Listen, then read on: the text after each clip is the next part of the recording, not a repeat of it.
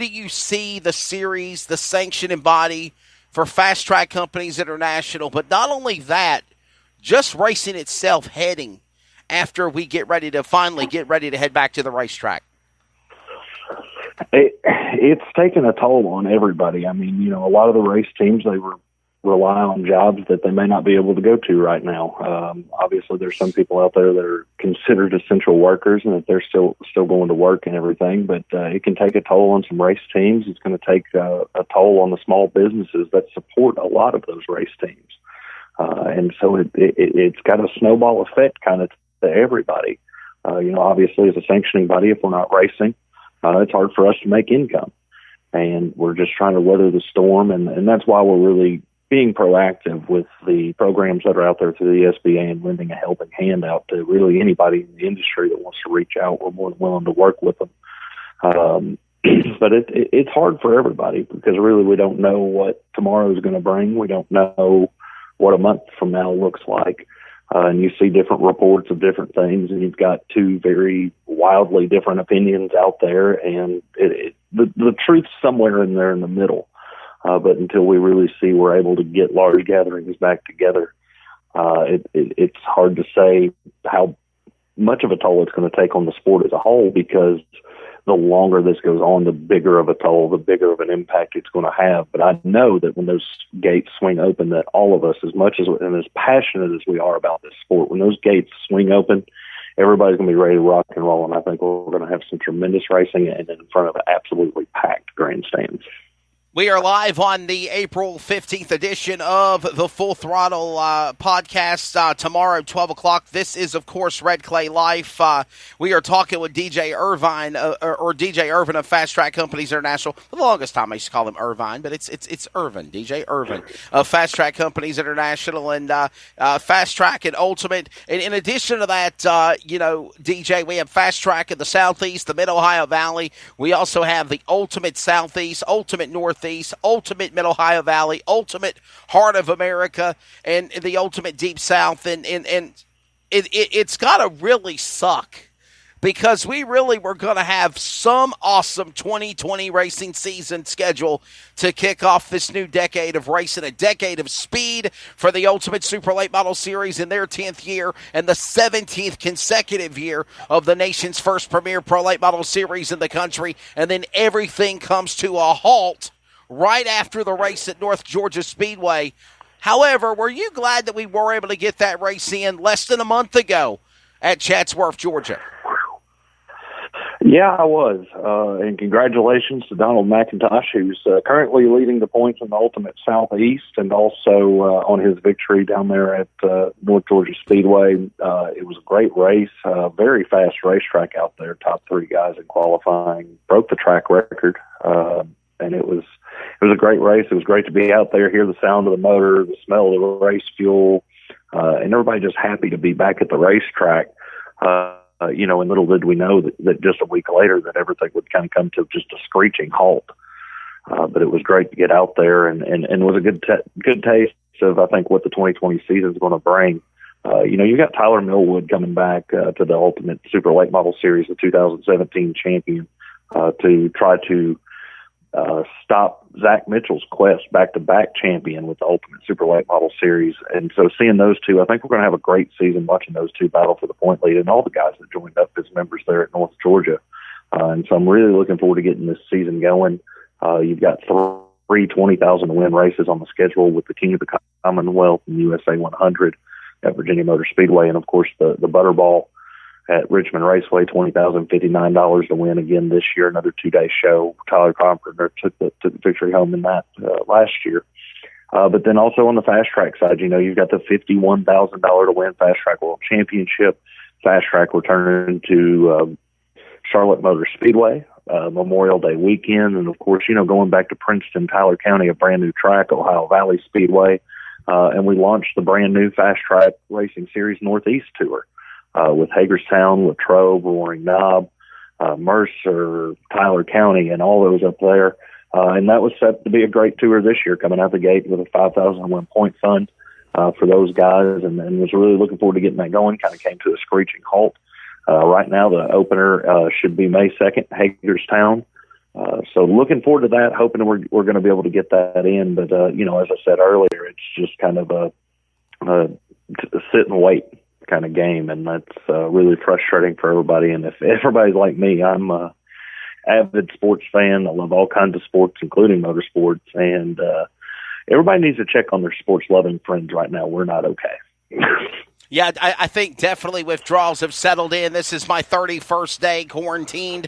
And I say this in a nice way. I mean, obviously being quarantined sucks, but it's for the safety of us. But I do believe, though, something's got to give. Something's got to give to, we can only take but so much as American people being stuck inside and not being able to do the things that we love. And I hope, DJ, that whenever we finally come to the light at the end of the tunnel in all of this, I hope that we all will learn to definitely appreciate what we have in our day-to-day lives, not only with our family and our loved ones and our children, husbands, wives, girlfriends, moms, dads, whatever, brothers, sisters, uncles, family, what have you, but most of all, appreciate the freedoms that we have and enjoy, like dirt track racing, like being able to go to the events and go and fellowship and whether you're an announcer, whether you're a flagman, whether you're a race car driver, whether you're just a fan in the stands or the pit area.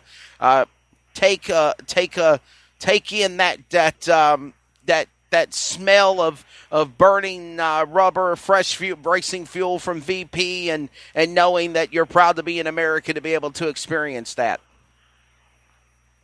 Yeah, and it's I think we all realized a lot of things that we really take for granted in our day-to-day lives, and if you want to run down and have a meal at the mom and pop shop down the road, you're able to do that. Hopefully that people are taking advantage of the curbside and the delivery and everything to help really support those small businesses. And that's who's hurting the most through this and this economic shutdown that we're having, are those mom and pop shops and the small businesses. So I really encourage everybody out there, because those to take advantage of how they can still support those small businesses, because at the end of the day, those small businesses are the ones that are writing sponsorship checks to the grassroots racing teams. And those are the lifeblood of everything we do with Fast Track and Ultimate, is those grassroots blue collar racers. And they rely on sponsorships. A lot of them are small business owners themselves, so of course they're struggling as well. And so, it's just a lot that we take for granted, and I can't wait to see it opening back up. And I know that as this country, as America and everything, we're going to bounce back stronger than ever. I have no doubt in my mind. And really to see everybody come together, and really, to stop the spread of this virus and everything. I mean, it was a necessity. But, as it drags on, how long is it a necessity? When is it overkill? I don't want to get into the politics of overreacting, but I would much rather see us cut it off, flatten the curve, and us look back and say, yeah, we overreacted, rather than us look back 3 months from now and say, oh, man, we should have done more. So I can see that approach and appreciate that approach. And I know that as Americans, we're going to come out of this stronger than ever. Mike Aaron, are you back with us now, bud? Can you hear DJ Irvine?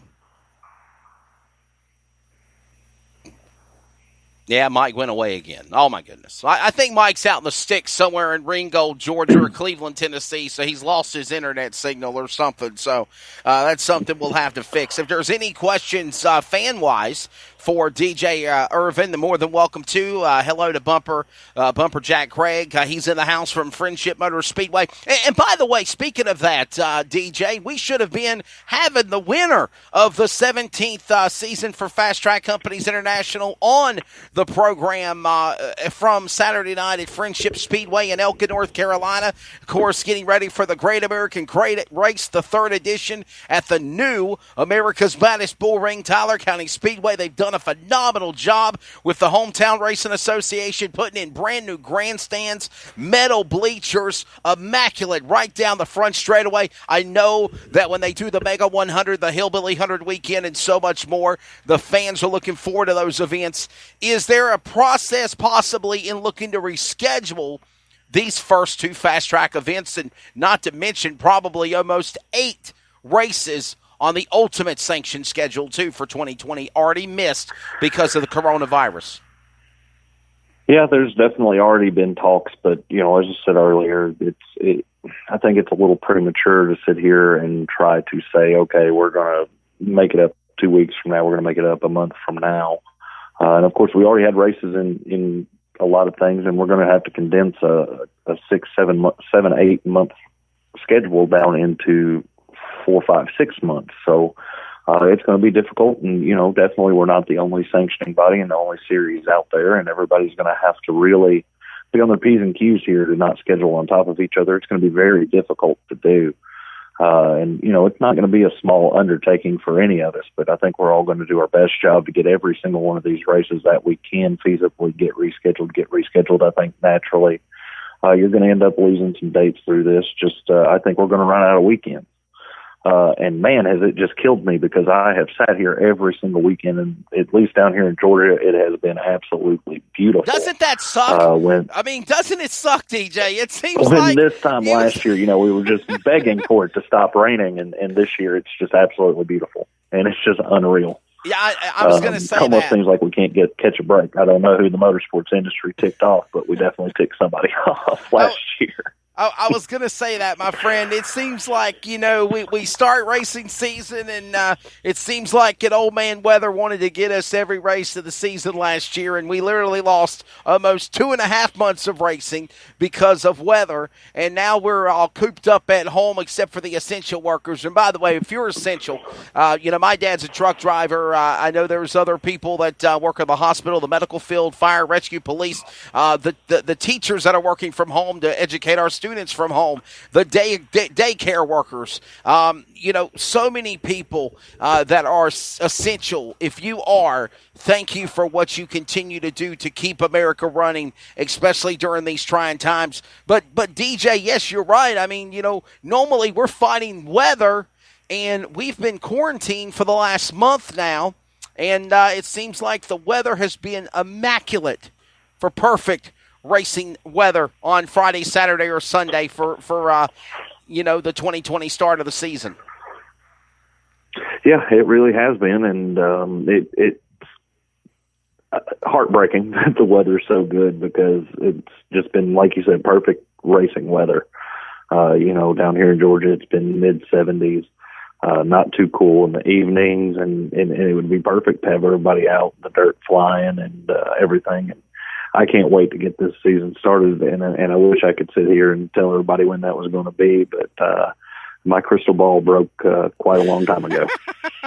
For sure, definitely. But I do know, though, when the season begins, we have got a phenomenal racing season. I mean, just look at some of the things that are planned that are still tentatively scheduled, like the USA 100, the King of the Commonwealth, the Great American Crate Race, looking to reschedule that, looking to return for the first time ever, or returning or going back to Virginia Motor Speedway for that awesome people, and we're going back for the second time for the 51,000 to win Fast Track World Championship race. We had 113 cars in 2019 on MAV TV. That's all coming back again in 2020. Speed 51's doing a lot more flag-to-flag race broadcast coverage for Fast Track and Ultimate.